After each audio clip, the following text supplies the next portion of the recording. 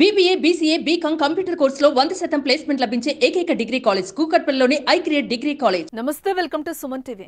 ఎవరైనా పార్టీలు చేసుకుంటే ఏ పబ్బో బారు లేదంటే ఇళ్లలోనో మరి ప్రైవసీ కోసమైతే ఊరికి దూరంగా ఏ చెట్ల కిందో చేసుకుంటారు కదా.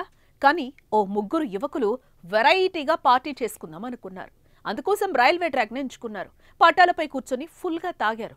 రాత్రిపూట రైళ్లు రావనుకున్నారో ఏమో కానీ మద్యం మత్తులో ట్రాక్ పైనే పట్టాలను తిండుగా చేసుకుని హాయిగా నిద్రించారు.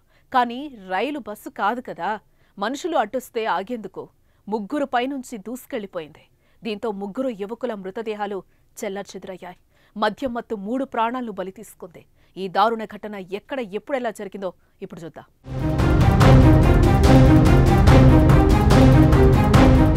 కర్ణాటక రాష్ట్రం గంగావతి పట్టణంలోని కిలా ఏరియాకి చెందిన మౌనేష్, క్యాంపువాసి సునీల్, హిరేజంతకల్కు చెందిన భీమా నాయక్ అనే ముగ్గురు ప్రాణ స్నేహితులు.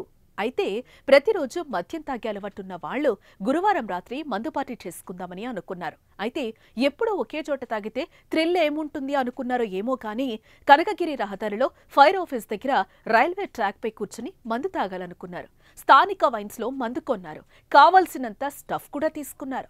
అర్ధరాత్రి వరకు తాగుతూనే ముచ్చటిస్తూ అందరూ అలాగే రైల్వే ట్రాక్ పై పడుకున్నారు. అయితే అదే ట్రాక్ పై హుబ్బళ్లి నుంచి గంగావతి మీదుగా సింధనూరు వెళ్లే రైలు వారిపై నుంచి దూసుకెళ్లింది. దీంతో వారి మృతదేహాలు చెల్లాచెదురయ్యాయి.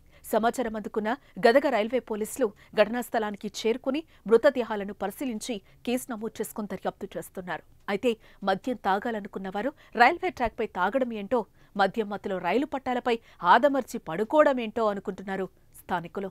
ఏదేమైనా వారి అనాలోచిత నిర్ణయం 3 కుటుంబాల్లో విషాదాన్ని నింపింది.